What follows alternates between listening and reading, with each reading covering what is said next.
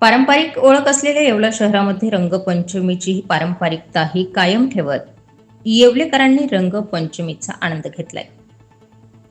पैठणीसाठी जगप्रसिद्ध असलेल्या येवला शहरामध्ये 8 मार्च 2026 रोजी रंगपंचमीचे वेगळेपण पाहायला मिळाले. 100 वर्षांहून अधिक वर्षांची परंपरा असलेल्या आगळ्या वेगळ्या रंगपंचमीचा येवलेकरांनी मनमुराद आनंद घेतलाय. येवला शहरामध्ये रंगपंचमीला रंगांचे सामने खेळवले जातात. ऐतिहासिक रंगांच्या सामन्यांच्या परंपरेसाठी येवला शहर प्रसिद्ध आहे. शहराच्या विविध भागातील युवा वर्ग हा ट्रॅक्टरवर रंगांचे पिंप घेऊन रंगांचे सामने असेल या ठिकाणी आमने सामने पितो. युवा वर्ग ट्रॅक्टरवर रंगांचे पिंप घेऊन ज्या ठिकाणी रंगांचे सामने होणार असतात त्या ठिकाणी उपस्थित होतात. ट्रॅक्टरची एक रांग ही विरुद्ध दिशेने येत असते. दोन्ही रांगा समोरासमोर आल्यावर एकमेकांवर रंगांचे सपकारे मारले जातात. हळूहळू दोनही रांगा पुढे पुढे सरकत असतात. या रंगांच्या सामन्यात ज्येष्ठ मंडळीही उत्साहाने सहभागी होतात.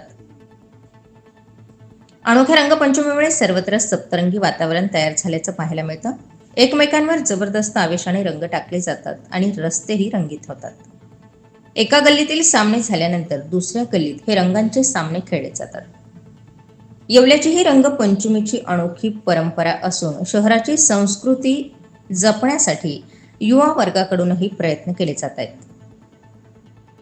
एकंदरीतच पतंग पैठणी पाठोपाठ रंगपंचमीच्या सामन्यांसाठीही येवला शहराची ओळख आजही कायम आहे. स्टार 24 फास्ट न्यूज साठी दीपक ढोकळे, येवला.